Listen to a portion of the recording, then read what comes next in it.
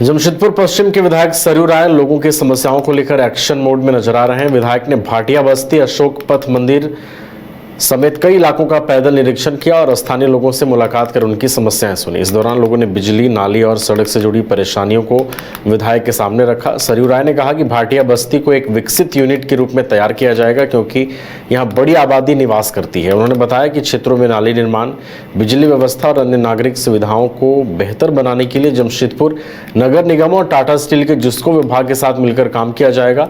विधायक ने कहा कि भाटिया बस्ती को स्मार्ट सिटी की तर्ज पर विकसित करने की दिशा में कदम उठाए जाएंगे।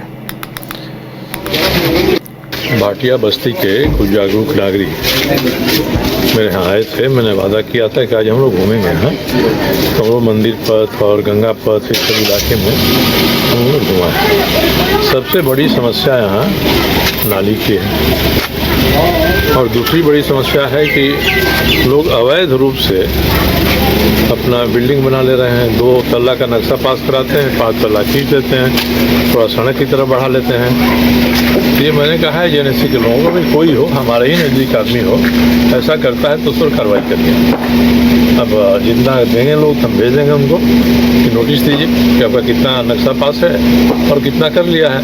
उसके कारण होता क्या है कि बस्ती में जो बिजली पहले से जा रही है उसी में सभी बिजली खींच लेते हैं। जो मोबाइल का टावर लगा रहे हैं सीधा उसमें से बिजली खींच रहे हैं। तो जो भी मल्टी स्टोरी बिल्डिंग बनता है उसको अपना ट्रांसफार्मर लगाना चाहिए और मोबाइल टावर वालों को भी अपना लगाना चाहिए।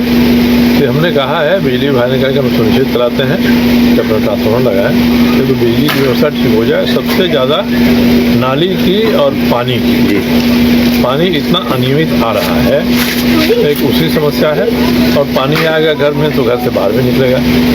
तो जो ड्रेन बना है पहले का, वो ड्रेन अब काफ़ी साबित नहीं हो रहा है, नाकाफी साबित हो रहा है। हम लोग जगह जगह गए हैं, कहीं कल्वर्ट है, कहीं चौड़ा करना है, ये बनाकर हम लोग उनको देंगे, ये कराइए और प्राथमिकता के आधार पर जल निकासी के लिए नालियों की व्यवस्था दुरुस्त करिए। ये हम लोग लिखकर भी भेजेंगे और जेएनएससी के जो नगर आयुक्त हैं उनको बुलाकर भी हमने कहा और डीसी को भी हमने कहा उनके सामने कि पहले नाला और नाली आधारित जो काम है वो काम करना चाहिए कि हमारे घर का पानी निकल के बड़ा नाला से जहाँ जाना है वहाँ चला जाए। इसी पर हम लोग जोर दे रहे हैं, मगर बीच में सिस्टम इतना ख़राब हो गया है। जितने भी सरकारी अधिकारी हैं ये काम कम करना चाहते हैं। भाटिया मानसून की बारिश के साथ ही जमशेदपुर और आसपास के ग्रामीण इलाकों में जल पक्षियों की चहचहाट बढ़ गई है। भोजन की तलाश में बगुले, पोंड, हेरौन और अन्य स्थानीय जल पक्षी खेतों, तालाबों और नदी किनारे बड़ी संख्या में नजर आ रहे हैं। बारिश के कारण खेतों और दलदली क्षेत्रों में पानी भर गया है, जिससे कीड़े मकोड़े, मेंढक और छोटी मछलियों की संख्या बढ़ गई है। यही वजह है कि पक्षी भोजन की तलाश में खुले इलाकों की ओर आकर्षित हो रहे हैं। स्थानीय लोगों का कहना है कि इस बार पहले की तुलना में अधिक संख्या में पक्षी दिखाई दे रहे हैं और कई नए पक्षियों को देखने का मौका मिल रहा है। हालांकि जमशेदपुर में आने वाले साइबेरिया और यूरोप के प्रवासी पक्षी आमतौर पर सर्दियों के मौसम में डिमना लेक, चांडिल डैम और नदी किनारे दिखाई देते हैं। मानसून में दिखने वाले अधिकतर पक्षी स्थानीय और मौसमी रूप से सक्रिय रहने वाले जल पक्षी हैं।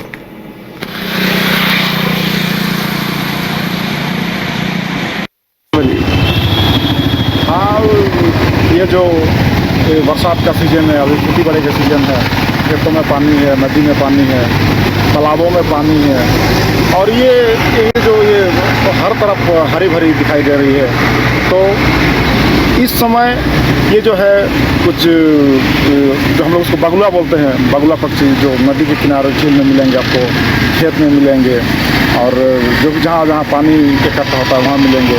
और बड़ी सुंदर ये दृश्य देखने को मिल रहा है क्योंकि ये जो पक्षी है और कुछ प्रवासी पक्षी भी है जो हम लोग कभी नहीं देखे हैं लेकिन देखने को मिल रहा है। काफ़ी शानदार दृश्य है और ये लोग का जो मुख्य भोजन है, ये जो मेढक होता है छोटा छोटा, तो खेत, तालाब या नदी के किनारे जो मछली होती है, ये सब ये लोग का मुख्य भोजन है और काफ़ी शानदार दिख रहा है।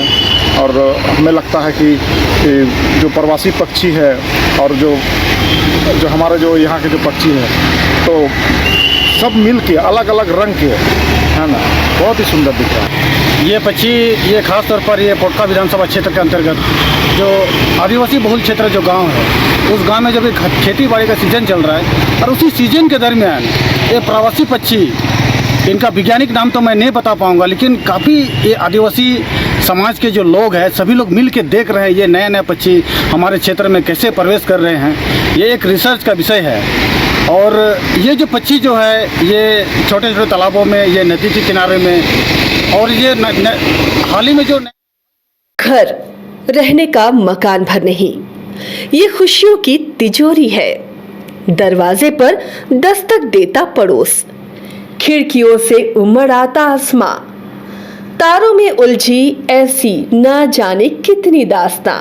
कहती हैं चले डायमंड सिटी, एक सफर हम सफर के साथ अपने घर तक। Diamond city life long bonding, 500 से ज्यादा खुशहाल डायमंड परिवार। जल्दी करें, सिर्फ 200 फ्लैट बाकी।